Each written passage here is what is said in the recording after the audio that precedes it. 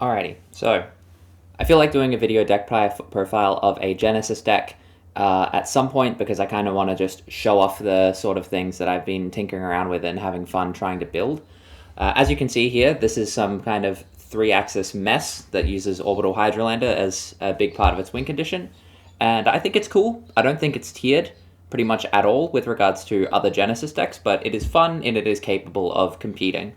You'll notice this magic life wheel here. I'm using that to track the points as I go through the deck profile. Hopefully I can remember all of the pointed cards off the top of my head, and hopefully I don't have too much stalling. But let's jump straight into it before we worry too much about things. I played this deck, or at least one very similar to it, to a online tournament that I was playing, and I went like 2-2. It was double elimination.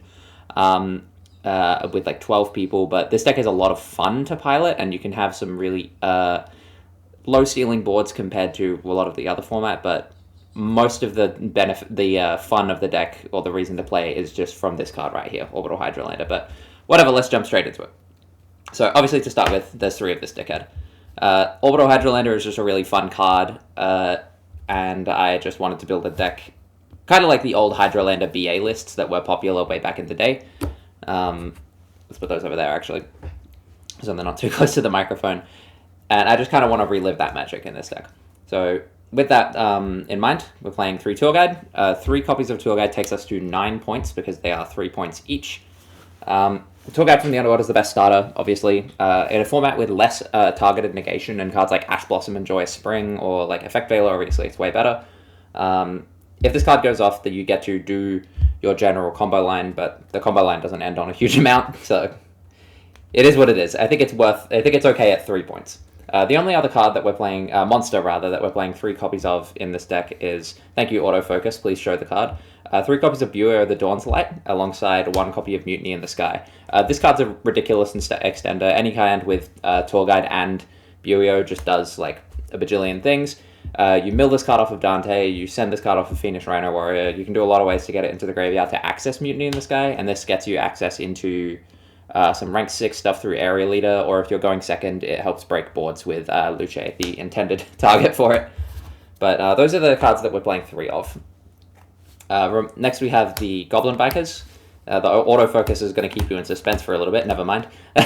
But we're playing basically just 1 each of the Goblin Bikers. We don't really need the Boom Mark, so this is kind of a flex slot. You can play another unpointed card there if you want.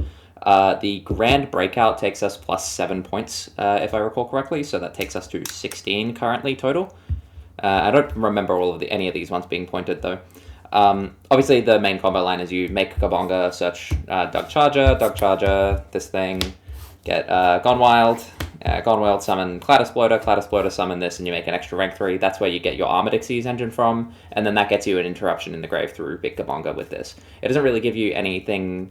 That's generally what the main combo line ends up being. It doesn't get you anything through like spell traps. Spell trap interaction is the big problem that this deck has, but truthfully, you could just get away with playing fucking what's it called, Magic Drain, if you really care, some stupid shit like that. You can play Magic Jammer, you end up with a card in hand. But I'm not playing those cards because I can't be asked. Next up is the Burning Abyss cards, or Burning Abyss related cards. We have this pile of garbage. So these are just ways to create rank 3s. I think genuinely the least good cards out of this set are genuinely kind of Graph and Seer. Fiendish Rhino Warrior is obviously crazy because it gives you access to Buoy. And it makes all of these extend into rank 3s. Farfa's obviously interaction. You can send off of Ghastly Glitch, the same with Alec. Libic's an extender, and Skarm gets you Tour Guide for next turn if you're like playing a bit more of a grindy game where you're able to do that. Whereas Graph and Seer are just kind of here. They usually don't resolve their effects for a guy that stays on the board, but just 1 of each of these again to continue playing around Orbital Hydralander, because ideally the only way that you're going to fizzle off of this card is by milling a copy of a set, like additional copies of Buoy or additional copies of Tour Guide. That's Tour Guide, not Buoy. And next up, we're playing a little package for the new Archfiend's Usurpation card. We have 1 Heiress to send off of Fiendish Winder Warrior. Can't play more because of Hydralander. There should be 3 Usurpation if you want to build this deck. I like maining to go second, which is probably what the deck should be doing. But these cards are completely free, and like why would you not play them when you're playing a Fiend deck? A lot of the time, even if you can't extend into the rank 6 plays with Burio, like your hand fails to access it, Gone Wild is still a Fiend for enabling this card, which, you know, this card has 2 interactions because it's the pop and then it's Farfor or Alec as well. Next up we have some pointed non-engine. So we basically just get to play a suite of one of a bunch of different hand traps. Thank you, Autofocus, for keeping the viewers into suspense. So we're playing all of this bullshit. We get to play 1 DD Crow, 1 Effect Veiler, 1 Ghost Spell, 1 Ghost Ogre, 1 Ghost Mourner, 1 each of Fuelos and Perulia. There we go. And 1 Nibiru. So this totals to 1 point from DD Crow to 17, 8 points from Effect Veiler to 25. If I can ticker that. 6 points from Ghost Spell up to 31. 4 points from Ghost Ogre up to 35. 5 points from Ghost Mourner up to 40.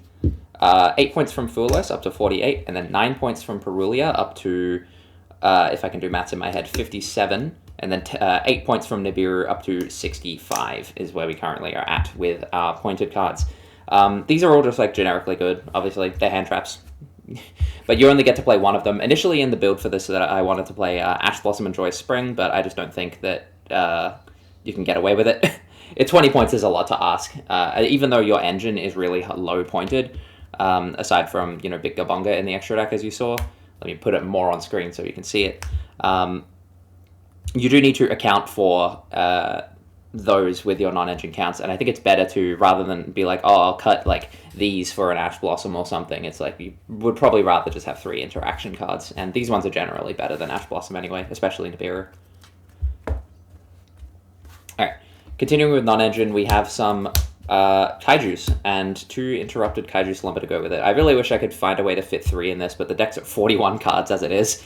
I don't really want to go too far over that, and I don't really want to cut stuff. You could cut stuff like the Boom Mark or the Graph and Seer if you really wanted to start flexing in some more cards, but I just wanted to have more cards that enable you to get to rank 3s. Initially, this deck was playing cards like Edge Imp Sabers and Kagemusha Knight, but I think we're past that now, especially with Interrupted Kaiju Slumber being 0. Speaking of points, Gamma Steel is 3 now, so that takes us up to 68. This is just like free. Like, why would you not play these cards? Like classic Burning Abyss lists obviously used to play 3 of these back in like 2016, and you can get to play a free Kaiju suite. There are more Kaijus in the side deck to go along with these ones. The final 41st card in the deck is full Armored Xyz because you need it for the Armored Xyz engine, obviously. It's also perfectly fine to mill this card, which is nice, but you'd rather not. Moving on to the extra deck now, still at 68 points. We're going to start off with the Goblin Biker cards, of which we are playing 2 Big Gabonga, 1 Gone Bonkers, which is an actual card that we can end on, and Crazy Beast because sometimes you want to interact with spell cards. That's what this card does, right? Yeah, destroy spell traps. Sometimes you want to be doing that instead of Gone Bonkers. The 2 Big Gabongas are 12 each, which takes us plus 24 onto 68, so 72, 92 is where we're at with points now. And you'll notice that that's quite close to 100, so you don't expect to see too many more pointed cards going forward with the deck list. But obviously we want a second copy of Big Gabonga because if the first one gets outed and we have no way to recycle it, the deck just does nothing. But Big Gabonga is the inflection point for the deck. You want to be summoning it every single time. Next up, we've got just the standard Armored Xyz cards, completely unpointed. That's really nice. Obviously, as I mentioned before, the general end board is like Big Gabonga into Torpedo into Fortress with full Armored Xyz set. That's not nothing, and then that can generally happen off of 1 or 2 cards, and then whatever the rest of your hand gets you to, gets you to. Generally, this ends on enough things to summon Hydralander, which is very nice, because we want Orbital Hydralander on the board. And then, ideally, you can get access to like an Archfiend's Ghastly Glitch, or access to Burio into a whatchamacallit? You know the card. Next up, we just got some generic rank 3s that I like playing. DANTE, classic, I love him. Breaksword, classic, love him. Levier and Grand Pulse. These ones are completely free, so you don't have to think about trying to include cards like Cicada King. You could probably include those cards if you shaved down on the pointed non-engine onto lower pointed non-engine, but I think playing powerful hand traps like the Mulch Armies is worth it. These cards are all for fun. Honestly, you barely summon any of them. Dante is probably the one you summon the most just to attempt to mill Buio and get access into the fusions. Speaking of the fusions, we've got them here. This second Luce could probably be literally any card in the universe that you want, but these are the ones that I ended up putting into the deck because I like them. Luce is really good for breaking boards. Aerial Leader gets you access to rank 6s, and the Duke of Demise is, I don't know, he's here. He also gets you access into rank 6s, but very rarely compared to Aerial Leader. Just a toolboxy of things that can come up. I don't believe any of the cards that I just showed off were points, so the points total stays the same, because the remaining 8 points are in the side deck here. Obviously, we have to keep all of our monsters Highlander, so we've got just a bunch of Kaijus and a Skullmeister. Skullmeister still being 0 points, very lovely. May as well play it, no reason not to. Decks die to it. It's like worse Ghost Spell sometimes, but sometimes it's better Ghost Spell. And then the remaining Kaijus for when you want to side them in for going second, and you need something that completely breaks boards apart, I should say, as. These cards might not be necessary anymore because of the way that the deck, Archfiend's Usurpation gives you access to just going second popping tools, but these ones are pretty good because you obviously don't have to interact with them. It'll be a sad day if any of these end up getting pointed, but I can't see them pointing anything other than Gamma Seal and maybe Humongous, thankfully. The remainder of the side deck, we've just got some more one-off spells, some breakers. Real quick here, this Dark Hole should be a second Cosmic Cyclone, I just don't have one lying around. The third Interrupted Kaiju Slumber and Heavy Storm for more back row removal. Heavy Storm being 6 and Cosmic Cyclone and Dark Hole being 1 each takes us up to 98 points. Let me actually double check that I haven't just lied to you. Heavy Storm might be 8, so this is actually probably 100. Because I don't know where the other 2 points are. But, yeah, the third Interrupted Kaiju Slumber, because you don't really need this Dark Hole because you have IKS. I just don't have another Cosmic Cyclone lying around right now.